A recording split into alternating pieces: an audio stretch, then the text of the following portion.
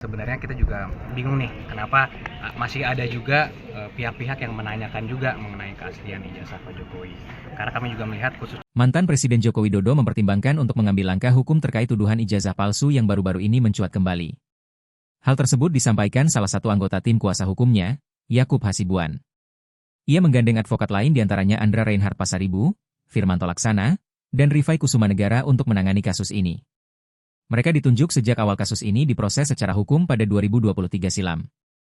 Beberapa gugatan sempat dilayangkan untuk memperkarakan tuduhan ijazah palsu Jokowi. Hanya saja, tak satu pun berhasil membuktikan kebenarannya di hadapan hukum. Pihak Universitas Gadjah Mada, UGM, pun juga telah memberikan pernyataan mengenai keabsahan ijazah alumni Fakultas Kehutanan tersebut. Selama ini pihaknya lebih banyak pasif dalam menanggapi kasus ini. Sejumlah persidangan juga ditempuh dan jawaban juga telah diberikan. Pihaknya mempertimbangkan langkah hukum karena Jokowi telah purna tugas sebagai presiden. Mungkin yang lagi ramai tadi juga ada yang menanyakan juga mungkin mengenai ijazah Pak Jokowi, itu salah satu yang sedang kita lihat agak sedikit ramai di media. Jadi ya kita melihat sebenarnya ini kan perkara sudah lama, Mbak. Sudah dari 2023 perkaranya, dan kita sudah menjadi kuasa hukum Pak Jokowi. Dari situ ada 2 gugatan juga di PN Jakarta Pusat dan 1 juga di Petun, dan itu sudah kita menangkan, dan gugatan dari lawan juga sudah kalah. Jadi sebenarnya kita juga bingung nih, kenapa masih ada juga pihak-pihak yang menanyakan juga mengenai keaslian ijazah Pak Jokowi. Karena kami juga melihat khususnya dari pihak instansi yang berwenang pun, dari UGM pun juga sudah memberikan statement yang clear bahwa memang jelas ijazahnya juga sudah diakui dan Pak Jokowi memang merupakan alumni dari UGM. Itu sih secara gambaran besarnya. Ada langkah baru, Mas? Ada Langkah baru?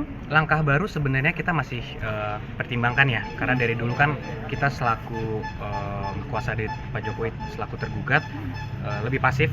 Kita hanya bilang bahwa sudah ada jalur hukum, silahkan ditempuh, itu merupakan hak setiap warga negara, dan kita juga meresponinya dengan memberikan jawaban di pengadilan juga, dan sudah selesai perkaranya.